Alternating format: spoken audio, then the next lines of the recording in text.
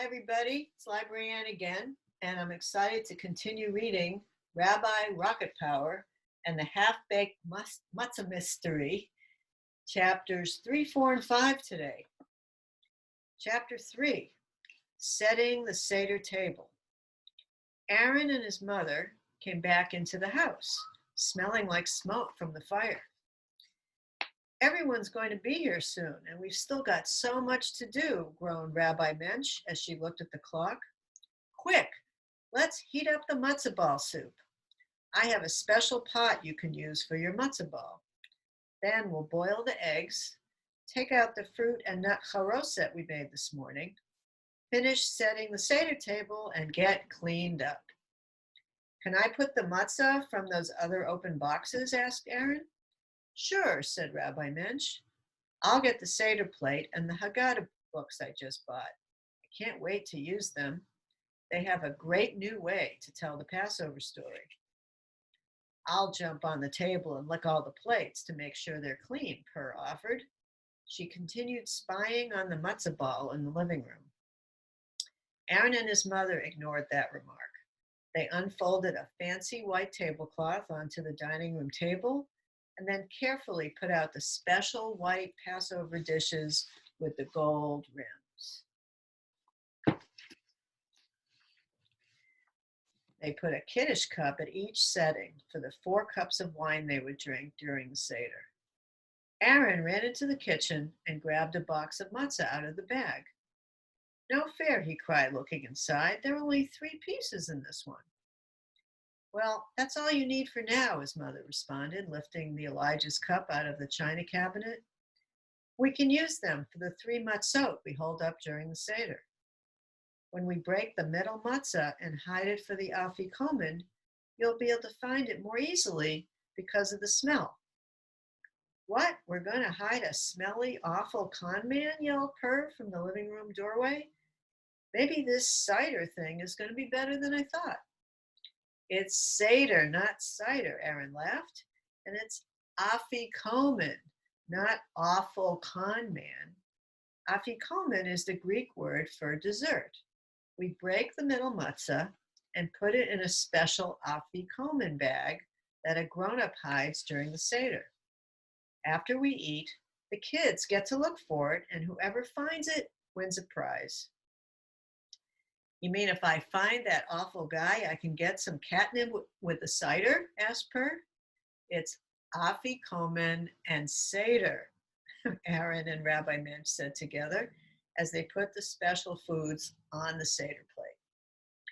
There was maror, horseradish for the bitterness of slavery, beitzah, a hard-boiled egg representing new life, charoset, a fruit mixture that looks like the cement the Israelites used to build the pyramids, and zeroah, a roasted lamb bone to remind us of the sacrifices the Israelites made to thank God for keeping them safe. Now for the finishing touch, Aaron announced, running into the kitchen and returning with an orange. I love the story about how someone said that women should be rabbis as much as an orange belongs on a Seder plate. He proudly placed the orange in the middle of the plate in honor of his mother. Aaron put out bowls of salt water so everyone could dip their parsley to taste the tears the Israelite slaves shed in Egypt. He put out a Miriam's cup in honor of Miriam, who helped give the Israelites water in the desert. Rabbi Mensch put a Haggadah next to each person's plate. As Aaron lifted the 3 matzot out of the box, he couldn't figure out why they felt a little slimy. He hoped that Per hadn't licked them. Aaron decided the matzot were good enough, so he put them on a matzah plate, covered them with a matzah cover, and placed them gently on the table. Then he took matzah from the other boxes and put a piece on each person's dish. Time to get dressed, declared Rabbi Mensch as she and Aaron rushed upstairs. They were excited about the Seder, but as they changed into their fancy clothes, they had no idea just how exciting this Seder would be. Chapter 4, the unsuspecting Seder guests. As soon as everyone was upstairs, Aaron's matzah ball jumped out of the pot, turned off the heat, then dived back in. Per left her post by the living room door to run into the bathroom and take a quick drink out of the toilet. When she came back and peeked around the corner, she came face to face with a matzah cat. Eek! They both screamed.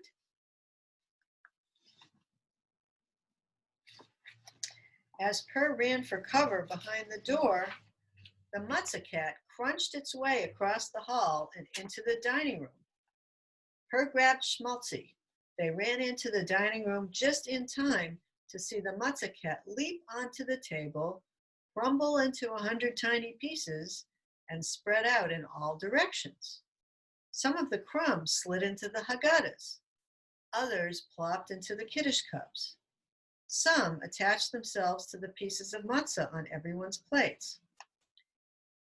This Seder is going to be happier than I thought, Per exclaimed in amazement. It's Seder, not sadder, said Aaron, appearing next to her wearing his best gray pants and new white shirt. He was glad that Per was suddenly looking forward to the Seder, but something about her change of attitude made him a little suspicious. Just then they heard a car door close. Aaron was excited that his friends Kaylee and Talia and their parents, Martin and Aviva, would be joining them. He was particularly excited to see what Talia would do, since she was only 1.5 years old. And he couldn't wait to taste Aviva's awesome chocolate-covered matzah brittle. He opened the front door before they had a chance to ring the doorbell. Talia came bounding in, followed by 4-year-old Kaylee. Martin and Aviva carried in big plates of dessert. Kitty, Talia shouted, stretching out her arms and running toward Per.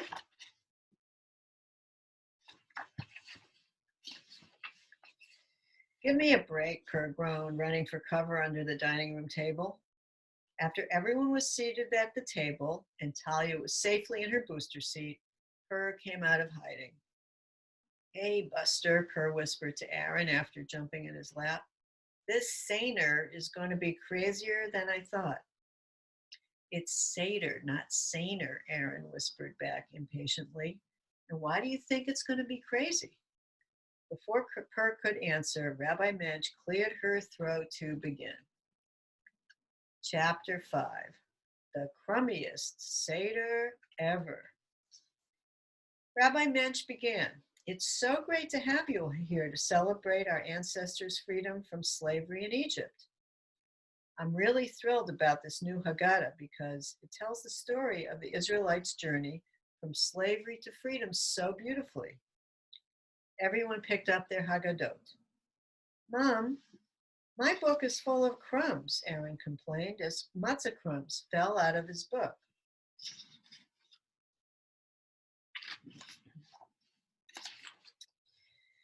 Where did you get these from? A matzah factory? Dad kidded as crumbs fell out of his book too. Everyone laughed as they shook the crumbs out of their books. Let's just turn to page 1 and sing the order of the Seder, Rabbi Mensch suggested, shaking her head. But when they opened their books to the first page, all they saw were the words, "This crummy Seder is out of order." What? Dad laughed. I know, you got these books from a joke shop. I thought the Seder was supposed to be serious. Let's just turn to Kadesh on page 2 to thank God for freeing the Jews from Egypt, Rabbi Mensch sighed. She stood up and read aloud. Today we remember how poor Pharaoh was unfairly forced to let the Jews leave Egypt. Huh? Exclaimed the others, looking at Rabbi Mensch. How come some of the words are scrunched together? Asked Martin. I know this is a new way of telling the story, but don't you think it's being a little too nice to Pharaoh? Asked Aaron. Someone must have typed the words wrong, Rabbi Mensch grumbled. Per tried so hard to keep from laughing that she snorted. Rabbi Mensch frowned at her and continued, Aviva, you have the honor of lighting the holiday candles. The blessing is on page 3.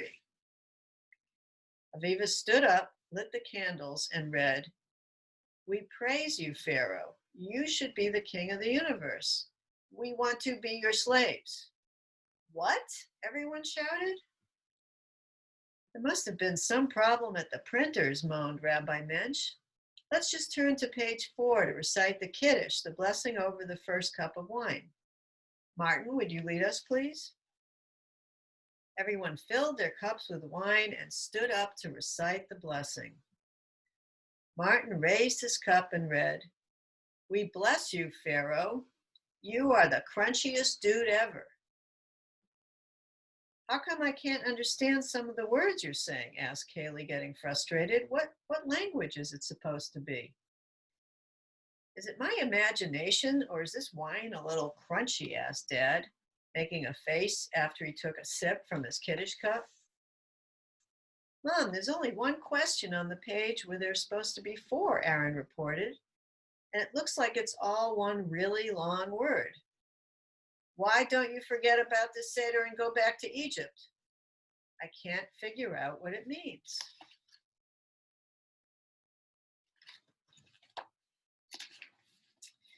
Her jumped off her chair and ran down to the basement so no one could hear her laugh. Look, shouted Kaylee, who was just learning how to read. On this page, there's a picture of 4 children. I remember that story. It's about how they all know Passover in different ways. But here, there are 4 smiling children wearing matzah hats and waving on a pyramid. There's some long word over their heads that I can't figure out. Come on down, the weather's fine. What kind of 10 plagues are these? Asked Dad, turning to the middle of the book. The plagues were supposed to be so bad that they made Pharaoh change his mind and let the Jews go free. But these are called the top 10 reasons why we should move back to Egypt. The first plague was supposed to be when the rivers turned to blood. But here it says the rivers are like yummy strawberry milk. The second one was supposed to be frogs, not chocolate-covered matzah frogs. The third was supposed to be people covered with lice, not people covered with matzah balls. The fourth was supposed to be wild beasts, not dancing kitties and puppies. The fifth was supposed to be cattle disease, not cows playing catch with a matzah ball.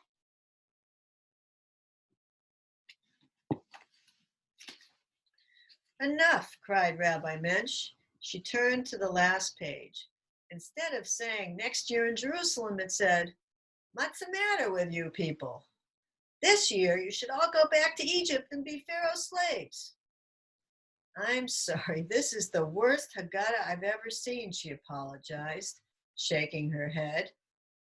So that's the end of chapter 5, and tune in soon for chapter 6, 7, and 8 in the next installment of Rabbi Rocketpower and the Half-Baked Matzah Mystery, a Particularly Peculiar Passover. It was fun reading to you again. I look forward to reading you again soon. Have a wonderful day and keep on reading.